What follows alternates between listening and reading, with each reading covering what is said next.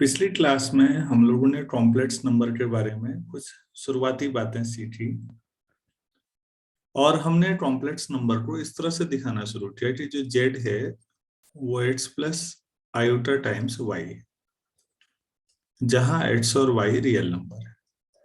तो ये पूरे कॉम्प्लेक्स में चलता रहेगा ये सिस्टम। हमने पोलर सिस्टम भी पढ़ा हुआ है। 2 डायमेंशन में हम चीजों को इस तरह से भी दिखा सकते हैं। हम अभी फर्स्ट क्वाड्रेंट में दिखा रहे हैं कि 8 से है, ये y है। और सपोज आपके पास कोई पॉइंट है P, हम कॉम्प्लेक्स में दिखाएंगे तो ये z में। पोलर रिप्रेजेंटेशन क्या है और किस तरह से मददगार है, हम इस पे बातचीत करेंगे आज। कार्टेशियन सिस्टम ये कहता है कि अगर ये ओरिजिन है तो ये x कोऑर्डिनेट है, y कोऑर्डिनेट है, ये तो आप जानते ही हैं। पोलर सिस्टम आप लोग जानते होंगे एक रेडियस वेक्टर की बात करता है। कॉम्प्लेक्स नंबर किस तरह से रेडियस वेक्टर की तरह बात करते हैं, हम इस पे भी वो करेंगे। तो ये सपोज R है आपके पास। Hello, yes sir. R है और ये थीटा है।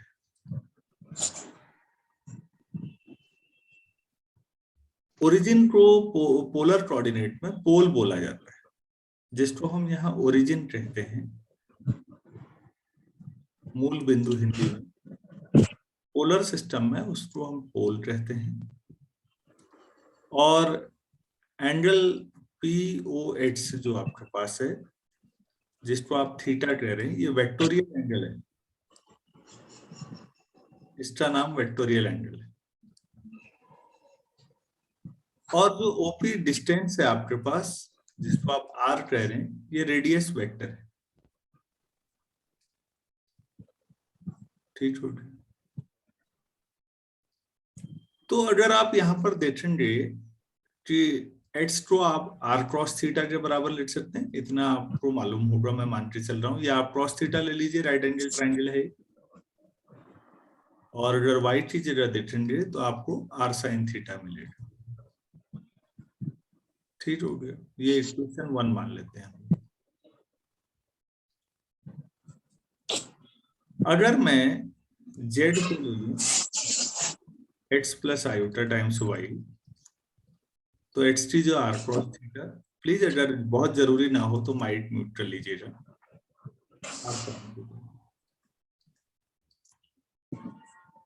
r कॉमन ले लीजिए, cross theta plus iota times sine theta, ये आ जाएगा आपके पास।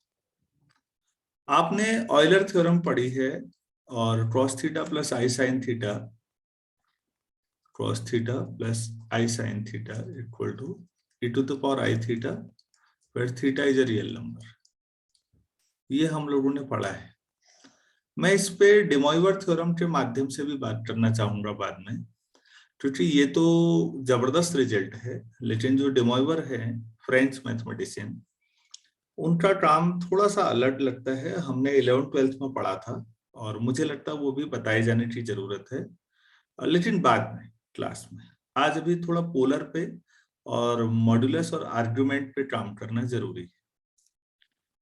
तो देखिए आप प्लीज, आपने इसको e⁻i इंटू थीटा बोल दिया। तो अब आपके पास ये दो रिप्रेजेंटेशन है। z इक्वल टू, आप कई बार x plus iota times y भी ले सकते हैं, और कई बार r e⁻i टाइम थीटा भी ले सकते हैं। जहां r और थीटा एक्स वाई से कैसे जुड़े हैं वो इक्वेशन 1 आपको बता रही है। थोड़ा सा इसको हम सिंप्लीफाई कर सकते हैं। इक्वेशन 1 से ही आप कुछ और इंफॉर्मेशन ला सकते हैं। फ्रॉम 1, अगर आप x² प्लस y² करेंगे तो r² common, cos² theta plus sine. Sine square theta आ जाएगा, ये 1 हो जाएगा। तो जाहिर सी बात है जो r है आपके पास 1√x² + y² आएगा। और कल हम इसको मॉड ऑफ जेड कह चुके हैं, तो r आपके पास ये है, जो ओरिजिन से दूरी वाली बात थी। वो आपको ज्योमेट्रिकली लग भी रहा होगा कि r जो है वो z की ओरिजिन से दूरी ही है। असली खेल यहां से समझ में आता है, दूसरा वाला जो है फ्रॉम 1। हम दोबारा एक बार लेके चलते हैं।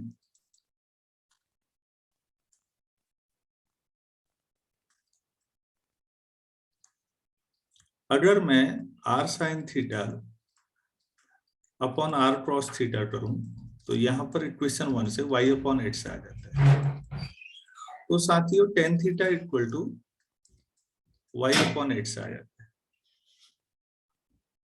वो तो ठीक है। अब यहां पर हम लोगों की आदत क्या होती है कि tan थीटा y/x है, तो थीटा हम सीधे tan इनवर्स y/x कर देते हैं। यहाँ पर ध्यान देने की बात यह है कि जो tan है वो पीरियडिक फंक्शन है विद पीरियड पाई, और पीरियडिक फंक्शन ऑब्वियस है मैनी वन होंगे, और ऐसी सिचुएशन में आप इनवर्स हमेशा नहीं लिख सकते। तो आप किस तरह से इसमें ये जो थीटा है कैसे निकालेंगे, हम इस पे एक एक करके बात करते हैं। इसको हम केसेस में तोड़ लेते हैं।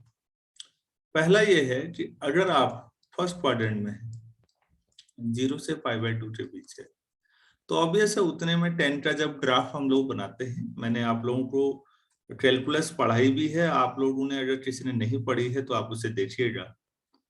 तो ये ग्राफ बनाया था मैंने, और इस तरह से tan का ग्राफ ये चलता है इस तरह से, ये π/2। इसकी पूरी डिटेल आपके पास मिल जाएगी डिफरेंशियल कैलकुलस वाली प्लेलिस्ट में जाएगी। और अगर आप यहां करते हैं -π/2, तो ये इस तरह से चलता है। बल्कि मैंने यहाँ पर थोड़ा सा और चीजें भी बताई थी। एक थोड़ा सा ध्यान दीजिएगा, tan थीटा की स्थिति क्या है। ये 0 है और 30 डिग्री, 60 डिग्री और 90 डिग्री। तो 0, 1/√3, √3 और इनफाइनाइट हम सबको पता है। थोड़ा सा tan का किस स्पीड से बढ़ता है ये ध्यान देने लायक बात है। साथियों 0 से 90 तक की अगर आप बात करते हैं π/2, तो ये π/6 है, ये π/3 है, 60 डिग्री। आप पूरी जर्नी को 3 बराबर हिस्सों में बांटिए, तो आप गौर करेंगे tan जो है शुरू की 2/3 यात्रा तक कुछ ज्यादा तेजी से आगे नहीं बढ़ता। 2/3 मतलब 60 डिग्री तक। यहां तक आते आते भी tan की वैल्यू 0 से √3 तक आ पाई, केवल √3 तक। √3 मतलब √4 से भी छोटा वो। √4 तो 2 तो होता है, √3 तो उससे भी छोटा है। और लास्ट जो 1/3 है, वहां पर tan इतना रैपिडली आगे बढ़ता है कि लास्ट 1/3 में सीधे √3 से जंप करता हुआ इन्फिनिटी की तरफ जाने लगता है। तो इसका मतलब है कि जो मैंने ग्राफ बनाया वो कोई बहुत अच्छा ग्राफ नहीं बनाया है, क्योंकि शुरुआती 2/3 में ग्रोथ कोई बहुत ज्यादा नहीं है, और लास्ट 1/3 में बहुत ज्यादा रैपिड ग्रोथ है। क्या मैं ये समझा पा रहा हूं? Yes sir. दूसरी बात यह है कि जो tan का ग्राफ होता है, अगर थोड़ा सा और इसको देखा जाए, तो आप और एक्यूरेट करना चाहें, मैं बहुत अच्छा नहीं बना पाया। ये y=8 से ये थोड़ा सा और ऊपर को होनी चाहिए थी लाइन। तो साथियों tan का ग्राफ इसके ऊपर चल रहा होता है, इसके ऊपर को चलता है। ये y=10x का ग्राफ। हम उतना एक्यूरेट यहाँ पर नहीं बना पा रहे हैं, आप YouTube पे देख लीजिएगा कोई अच्छा सा ग्राफिक वाला, कंसेप्चुअली समझिए। मेरे बनाए हुए में तो ये दोनों चिपक गए काफी दूर तक, लेकिन एक्चुअल में 10x का ग्राफ y=x लाइन से ऊपर रहेगा, और ये दोनों ग्राफ केवल वहां पर मिलेंगे जब ये ओरिजिन के नजदीक आए, ओरिजिन पे पहुंचेंगे। अदरवाइज आप ऐसा कह सकते हैं कि इन जनरल अगर आप x को पॉजिटिव ले रहे हैं तो 10x h से बड़ा होगा। यहां पर की बात, ये 0 से π/2 के बीच में चल रहा है। और अगर h greater than equal to 0 है तो 10x greater than equal to ये। तो आप ये जरूर कहते हैं कि 10x अपॉन h, अगर हम लोग लिमिट की बात करते हैं और ये कहते हैं h टेंड्स टू 0 पर ये 1 होता है। तो या उसका उल्टा भी कर लें, h upon 10x, h tends to 0 पर ये 1 होता है। ये बात सही है, ये 1 होता है। थोड़ा सा केयरफुल होइए, 10x h से थोड़ा सा बड़ा है, तो 10x अपॉन h अगर आप करते हैं एक्चुअली, और तो ये जो होगा ये 1 से थोड़ा बड़ा होगा इन जनरल, क्योंकि 10x का ग्राफ ऊपर है और हम लोग जानते हैं जिसका ग्राफ ऊपर होता है वो बड़ा क्वांटिटी में बड़ा होता है। तो इन जनरल ये स्थिति है कि ये 1 से बड़ा होता है और 1 की तरफ को जाएगा जब x जो है धीरे धीरे ओरिजिन की ओर जाएगा राइट साइड से। तो ये 1 पॉइंट समथिंग होगा, मतलब कुछ। तो अगर कोई ऐसी क्वांटिटी हो जो 1 से थोड़ा सा भी ज्यादा हो और अगर आप उसका ग्रेटेस्ट इंटीजर लेना चाहें तो क्या आना चाहिए? 10x अपॉन x का ग्रेटेस्ट इंटीजर कहां पर ले रहे हैं आप? जब x बहुत क्लोज है, तो ये 1 से थोड़ा सा ज्यादा है तो ये 1 आएगा। और यहीं पर अगर ये 1 से ज्यादा है तो x अपॉन 10x ऑब्वियस है कि 1 से थोड़ा सा कम होगा। और अगर आप limit x tends to 0 x upon 10x करते हैं और इसका ग्रेटेस्ट इंटीजर लेने की कोशिश करें, तो जो 1 से थोड़ा सा भी कम होगा उसका ग्रेटेस्ट इंटीजर 0 होगा। और फिर लिमिट लगा के क्या करोगे? वो तो नंबर हो गया 0 है। तो अगर आप ग्रेटेस्ट इंटीजर के साथ करते हैं तो ये एक डिफरेंस है, और अगर आप ऑर्डिनरी वे में बात करते हैं तो ये मतलब एक नंबर ऐसा जो 1 पॉइंट लाखों करोड़ों जीरो के बाद कोई नंबर, और दूसरा पॉइंट जो है 1 से जस्ट छोटा, मतलब 0.999 सोचिए, जितना ज्यादा सोच सकते हैं। तो दोनों 1 के इतने क्लोज हैं जितना क्लोज आप सोच सकते हैं, लेकिन प्योर डेफिनेशन में एक 1 से तो फिर भी थोड़ा सा बड़ा ही है और दूसरा 1 से थोड़ा सा छोटा ही है। तो उनकी ग्रेटेस्ट इंटीजर वाली लिमिट इस तरह से बिहेव करेगी। किसी को कोई डाउट तो नहीं है इसमें? तो हमने 10 के दो बिहेवियर ऑब्जर्व किए। 10x का थोड़ा सा ग्राफ देखा। 10 का मैंने ये कहा कि ये 2/3 यात्रा तक सोया जैसा रहता है, बहुत स्लो चलता है, और लास्ट 1/3 में इतना तेज भागता है, कहाँ √3 कहाँ इंफिनिटी की तरफ। आप सोचिए कितना जबरदस्त रेट ऑफ चेंज है इसका, इसको ऑब्जर्व करना चाहिए। ऐसा हुआ करता था कभी जब वनडे मैच होते थे पहले 90 के दशक में, तो हमने देखा कि लास्ट 10 ओवरों में खिलाड़ी बहुत तेज खेलते थे, 40 ओवर स्लो खेलते थे। आज तो पहली बॉल से कूटना पीटना शुरू हो जाता है। तो 10 की यात्रा ऐसी है। ये तो 10 के बारे में हो गया थोड़ा। अब मैं बात कर रहा था कि ये थीटा अगर 0 से π/2 हो तो इक्वेशन 2 का क्या होगा? तो साहब इक्वेशन थीटा 0 से π/2 अगर है तो 10 को इन्वर्टिबल बनाया जा सकता है। मैंने इनवर्स ट्रिग्नोमेट्रिकल फंक्शन में डिटेल में ये सारी चीजें पढ़ाई है, और भी वहां पढ़ाना बहुत है अभी, तो वो प्लेलिस्ट रुकी हुई है, आपके लिए काफी है उसमें। तो मैं पहला पार्ट फिर कर देता हूं।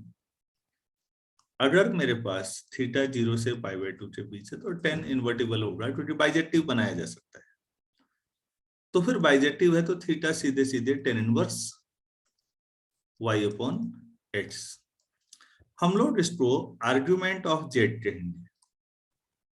आर्ग्यूमेंट ऑफ जेड, कई लोग एम्पलीट्यूड ऑफ जेड भी कहते हैं, तो हम आर्ग्यूमेंट ही सिंबल यूज करेंगे, तो आगे ऐसा लिखते हैं।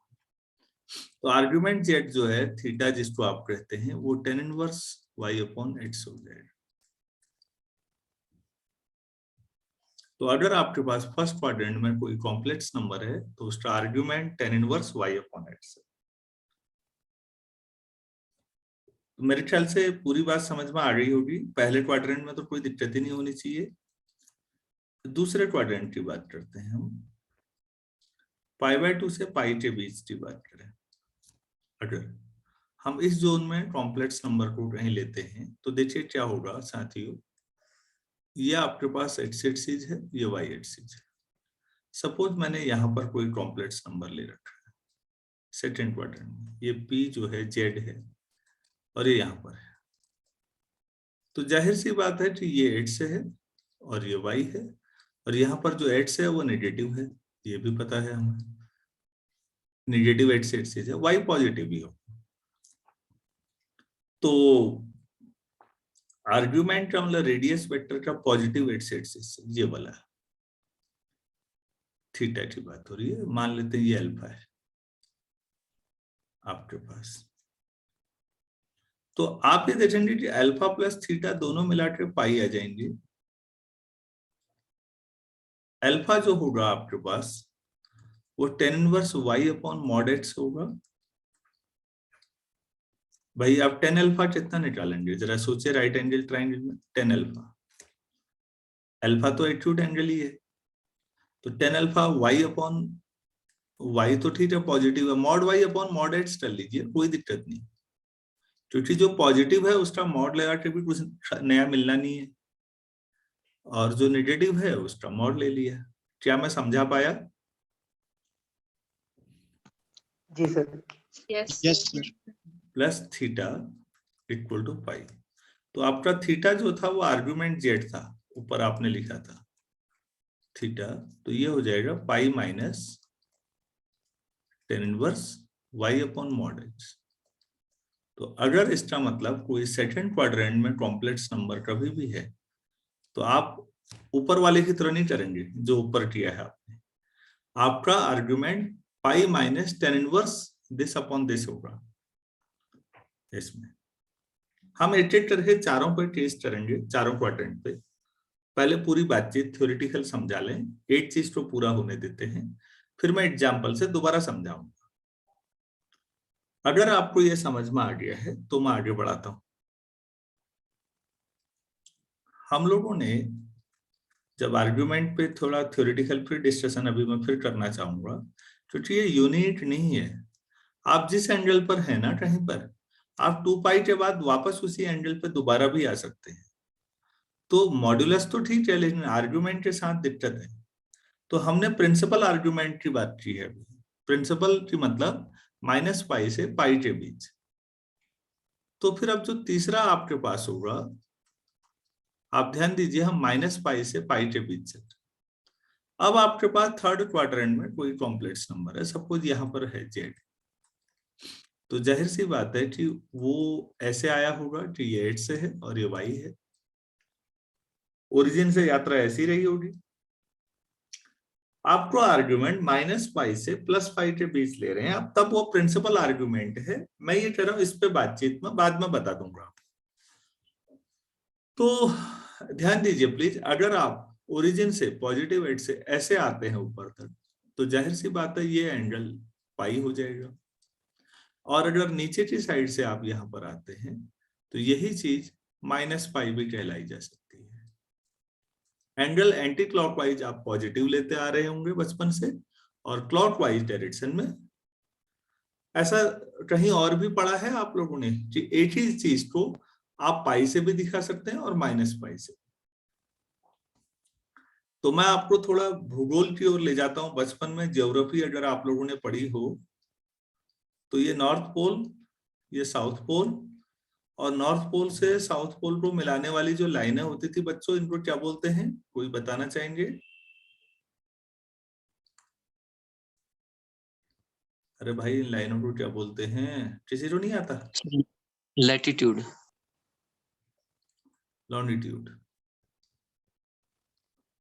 लॉन्गिट्यूड हिंदी में देशांतर।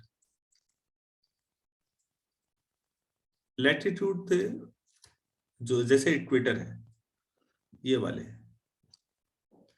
ग्रेट सर्कल, और इसके बाद ऊपर को और नीचे को, ये लैटिट्यूड थे। हमने तो बचपन में ऐसे रटे हुए थे, जो लेटे हुए जैसे दिख रहे हैं वो लैटिट्यूड है। ये मजाक में था, लेकिन अब हम बच्चे थे तो हमने ऐसे ही याद कर लिया। तो लैटिट्यूड हम अक्षांश कहते थे। खैर मैं अभी इसको ज्यादा इंटरेस्ट नहीं ले रहा हूँ, मैं एक चीज बताना चाह रहा हूँ। लंदन के पास एक जगह है ग्रीनविच, वहां से जो लाइन जाती है उसको हम लोग 0 डिग्री बोलते हैं लॉन्गिट्यूड। उसके बाद जो उसके पूरब की तरफ इधर को आए उनके साथ ईस्टर्न लग जाएगा, और जो इधर को जाएंगे वो वेस्टर्न के साथ डब्ल्यू लग जाएगा उनके साथ। ये लंदन के साथ 0 डिग्री लॉन्गिट्यूड है। आप ये सोचिए कि 24 घंटे में पृथ्वी कितना घूमती है पूरा 8 सेक्टर, तो 360 डिग्री, तो 1 आवर में कितना घूमेगी? 15 डिग्री। ये छोटे छोटे सवाल भी बता रहा हूं मैं इसी बहाने। अब आप रिवर्स सोचिए, 15 डिग्री कितनी देर में घूमती है बच्चों पृथ्वी? 1 आवर। हाँ, 1 आवर मतलब 60 मिनट्स में। तो 1 डिग्री कितनी देर में घूमेगी? 4 मिनट। इंडिया का स्टैंडर्ड टाइम 82.5 डिग्री ईस्ट के साथ मेजर किया जाता है। 82.5 डिग्री को 4 मिनट से मल्टीप्लाई करिए, 330 मिनट आएंगे।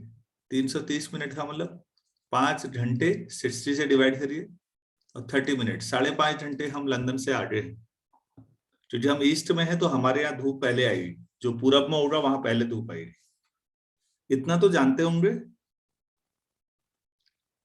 Yes sir. Yes, sir. हाँ, मतलब इंडिया का 82.5 में ही क्या परेशानियां होती हैं भारत में, नॉर्थ ईस्ट वालों को और गुजरात वालों को। और कभी अगर आप लोग एडिशनल लेक्चर चाहेंगे तो वो 1 घंटा 1.25 घंटा लेगा। मैं आपको टाइम जोन क्या होते हैं, पूरी दुनिया के अलग अलग देशों की कहानियां, हम कैसे टाइम कहीं पर भी निकाल सकते हैं, इन सब मुद्दों पे वो मैथ्स हट जाएगी। आप कहेंगे तो कभी वो लेक्चर ले लें। यार अभी ये बताइए कि आप ऐसे आगे बढ़ते रहे, इंडिया तो 82.5 पर है, आप पृथ्वी में इस साइड के ठीक अपोजिट साइड चले गए उधर। ये 0 डिग्री था, ईस्टर्न साइड से गए तो आपके हिसाब से ये 180 डिग्री ईस्ट हो जाएगा, ठीक अपोजिट वाली लाइन।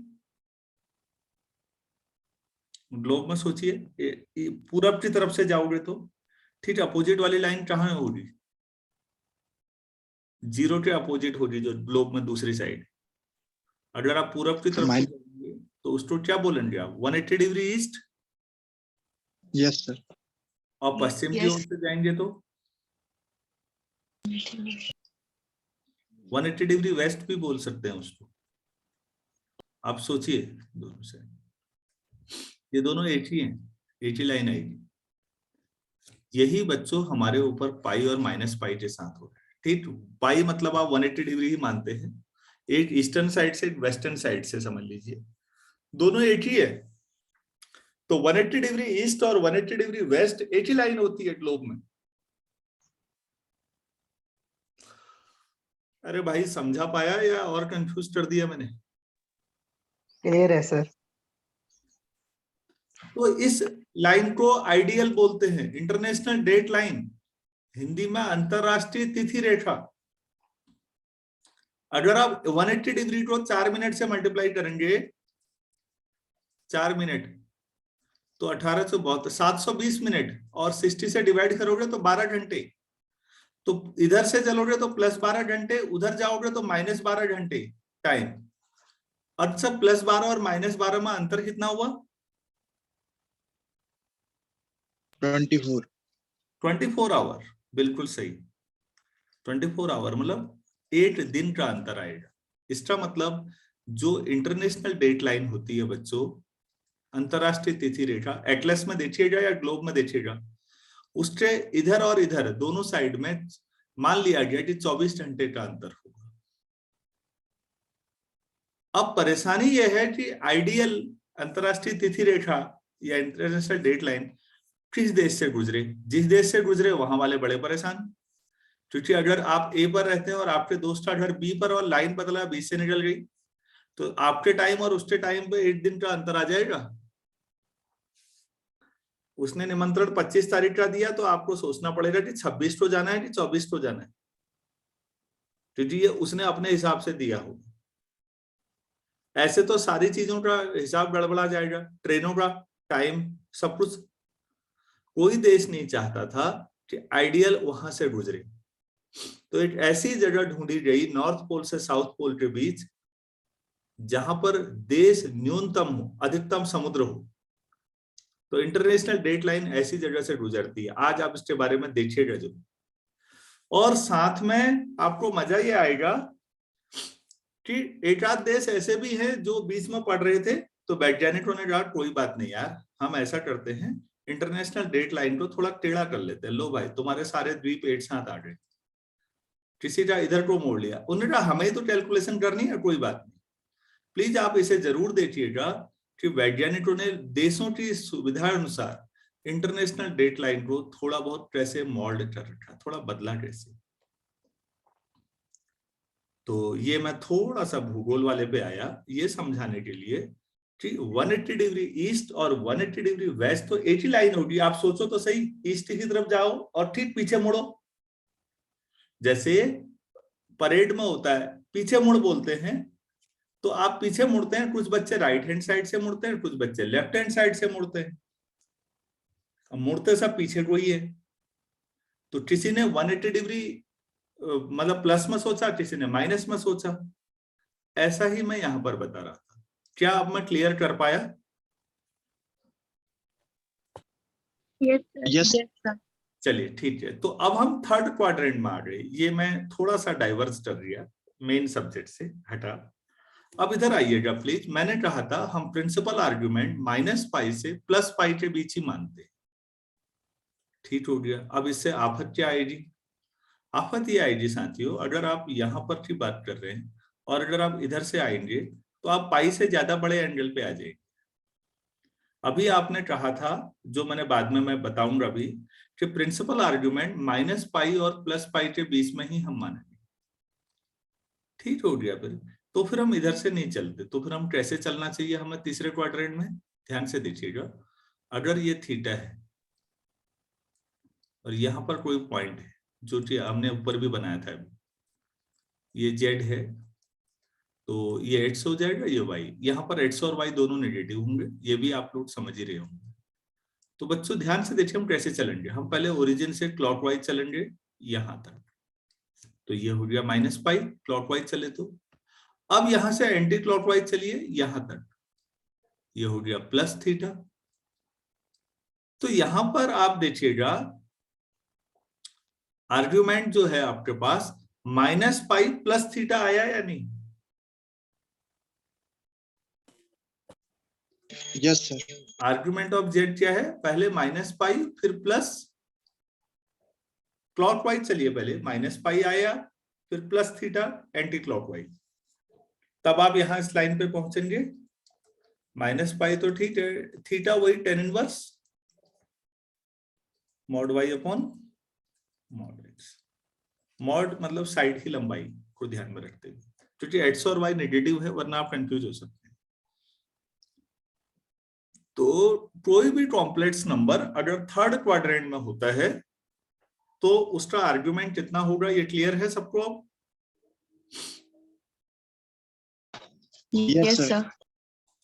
और अब हम चौथा बनाते हैं। अगर कोई कॉम्प्लेक्स नंबर फोर्थ क्वाड्रेंट में आ जाए, तो ये एक्स है, वाई है और ये आपके पास है, तो आपके पास ये -θ हो जाएगा। सीधे ही समझ रहे होंगे आप, क्योंकि क्लॉकवाइज ले रहे हैं आप। ये एक्स है, ये वाई है, ये पॉइंट जेड है। तो चौथे केस में अगर आप आर्गुमेंट जेड लेंगे तो ऑब्वियस आप सीधे सीधे -θ लेंगे। तो माइनस तो ठीक है, tan inverse mod y upon x, ये हमारे पास हो गया। अब ध्यान दीजिएगा, यहां पर मैं एक साथ इन चारों को क्लब करके भी लिख सकते हैं। आर्गुमेंट जेड आपके पास tan inverse y upon x था, कब? जब थीटा कहां था? 0 से π/2, पाई माइनस tan इनवर्स। ऐसा करिए आप सब जो mod y upon mod x लिखना शुरू कर दो, इसमें तो झंझट ही नहीं। जब थीटा π/2 से पाई के -π प्लस tan इनवर्स, सब में mod y upon mod x लिख दो यार, झंझट। जब थीटा कहाँ है? थर्ड क्वाड्रेंट में। आप यहाँ वैल्यू भी लिख रहे हैं से 3π/2 कोई दिक्कत नहीं है, तो आर्ग्यूमेंट ऐसे लेंगे, और minus tan inverse mod y upon mod x। mod y upon mod x सब में भी लिखे, कोई दिक्कत नहीं। तो आप ऐसे फर्स्ट क्वाड्रेंट सेकंड क्वाड्रेंट भी लिख सकते थे। तो 3π/2 से 2π के बीच है। अभी ये इनकम्प्लीट है स्टोरी। अभी हमने चारों क्वाड्रेंट में तो बता दिया, लेकिन साथियों झगड़ा तो हमेशा खेत पे होता ही नहीं, झगड़ा तो मेड़ पे होता है हमेशा। मेड़ मतलब बॉर्डर पे। बॉर्डर के बारे में भी तो बताना हुआ। अब देखिएगा फिर, अगर z lies on positive x axis, तो मतलब थीटा 0 हो जाएगा। पॉजिटिव एक्स एक्सिस में कोई पॉइंट है, जैसे 1 2 3, तो प्योरली रियल होगा, तो उसका आर्ग्यूमेंट कितना होगा, क्योंकि वो पॉजिटिव एक्स एक्सिस से 0 ही बनाएगा। अगर z lies on negative x axis, तो वो पॉजिटिव से कितना एंगल बनाएगा। अब एक ही लेना है तो वो ले लीजिएगा मैक्सिमम। तो आर्ग्यूमेंट z कितना मान लेंगे हम, पाई, या माइनस पाई होता तो पॉजिटिव ही ले लो जब दोनों बराबर है तो। तीसरा, if z lies on positive y axis, तो थीटा कितना हो जाएगा, π/2। Positive y axis purely imaginary, तो आर्ग्यूमेंट z कितना होना चाहिए, -π/2 नहीं प्लस π/2 होगा। Positive y axis, yes if z lies on negative y axis, मतलब थीटा -π/2 है यहाँ पर, तो यहाँ पर आर्ग्यूमेंट z आपका कितना हो जाएगा, -π। ये भी आपको लग ही रहा होगा कि हाँ ऐसा होगा। तो अब आप प्लीज गौर कीजिए, मैंने चारों क्वाड्रेंट में भी आर्ग्यूमेंट बताया कॉम्प्लेक्स नंबर का, और चारों एक्सिस पे भी हो गई, plus x negative x plus y minus y सब पे। एक पॉइंट और रह गया पूरे कॉम्प्लेक्स प्लेन में, जहां पर अभी तक मैंने आर्ग्यूमेंट डिफाइन नहीं किया है। वो कौन सा है, ओरिजिन। 0। तो ओरिजिन का आर्ग्यूमेंट अनडिफाइंड है। तो पूरे कॉम्प्लेक्स प्लेन में केवल ओरिजिन ऐसा पॉइंट है जिसका आर्ग्यूमेंट अनडिफाइंड है। लास्ट पॉइंट ही ये होगा और आर्ग्यूमेंट की स्टोरी पूरी हो जाती है। Argument of 0 + i time 0 is undefined. तो ये हो गया हमारे पास। तो हमारे पास अभी 5 मिनट हैं, हम कर सकते हैं एक छोटा सा सवाल कर सकते हैं यहाँ पर आर्ग्यूमेंट समझने के लिए। आप प्लीज आर्ग्यूमेंट निकालेंगे एक एक करके। हम ऐसा करते हैं 1 ± i√3 ये ले लेते हैं। एक एक करके सोचिए। एक बार आर्ग्यूमेंट 1 + i टाइम्स √3, दूसरी बार आर्ग्यूमेंट -1 + i√3, तीसरी बार आर्ग्यूमेंट ऑफ -1 - i√3, और चौथी बार आर्ग्यूमेंट ऑफ 1 - i√3। चारों पॉसिबिलिटीज हो गई, एक साथ 4 सवाल हो गए। पहला देखिए प्लीज, 1 + i√3 कोऑर्डिनेट ज्योमेट्री के हिसाब से 1, √3, तो ये कहाँ लाई करेगा, फर्स्ट क्वाड्रेंट में। yes तो इसका आर्ग्यूमेंट होगा tan इनवर्स √3/1। तो कितना आ जाएगा ये, 1060। 5/3 इसका ये सेकंड क्वाड्रेंट है, तो पाई माइनस tan इनवर्स √3/1, जो एक्स और वाई का मॉड लिया था। तो सेकंड क्वाड्रेंट में अगर ये है तो इसका आर्ग्यूमेंट है 2π/3। थर्ड क्वाड्रेंट में है तो -π प्लस tan इनवर्स √3/1, तो आर्ग्यूमेंट -π + π/3 -2π/3। और फोर्थ क्वाड्रेंट में है तो -tan इनवर्स √3/1, तो -π/3। तो हमारे पास चारों क्वाड्रेंट में आ गया कि भाई कैसे निकालते हैं। आपको कॉम्प्लेक्स नंबर दिया है, अगर वो दे रहे हैं कि किस क्वाड्रेंट में होगा या आपको दिख रहा है तो आप उसका आर्गुमेंट निकाल सकते हैं। तो tan थीटा जो y/x था, तो थीटा कई सारी वैल्यू लेता है, खाली tan इनवर्स y/x नहीं है, उसके साथ कुछ और भी लेना है। अच्छा, आप लोगों से अगर मैं ये पूछूं कि argument of mod of z कितना होगा, तो द्वाराहाट वाले ना बोले आंसर, हाल ही में कॉम्प्लेक्स पढ़ाई है, बाकी स्टूडेंट बताए please. Argument of mod of z क्या होना चाहिए? 0, हाँ, ऐसा क्यों? because modulus of z is purely real. हाँ, ये प्योरली रियल नंबर है और पॉजिटिव रियल नंबर है, तो ये Yes. पॉजिटिव एट चीज पर होगा, तो इसका आर्गुमेंट 0 हो गया। बढ़िया। अगर मैं argument of minus times mod of z करूं तो कितना आना चाहिए? Now pi. पाई। अगर मैं argument of minus of mod z करूं, अब कितना आना चाहिए? Again 0. अरे भाई, बाकी लोग भी समझ रहे हैं? जो आदमी जवाब दे रहा हो तो फैकल्टी है, बाकी ठीक है, वो ऑलरेडी बहुत शानदार स्कॉलर रहा हुआ है। तो बाकी लोग सोचिएगा, आप लोग जो स्टूडेंट्स हैं, जो जवाब दे रहा है आपके सामने, वो one of the best student है हल्द्वानी से, नेट जेआरएफ है, पीएचडी है और फैकल्टी है वनस्थली विद्यापीठ राजस्थान में भी। तो आप लोग ये मत सोचिएगा कि यार आप जवाब दीजिएगा, सुमित तो शानदार है ही, उसमें कहने वाली बात नहीं, वो हमसे भी बेहतर है कई चीजों में। ऐसा नहीं है सर, सीख रहा हूँ मैं भी आपसे। मैं जानता हूँ, इसीलिए कह भी रहा हूँ, मैं तारीफ नहीं कर रहा हूँ, क्योंकि मुझे आपसे वोट नहीं समेटनी, वो सच्चाई है। इसीलिए मैं कह रहा हूँ बच्चों, अगर आप ये सोचे 3i आयोटा, तो कोई स्टूडेंट बताएंगे इसका आर्ग्यूमेंट? और लोग भी बताओ भाई। सर π/2।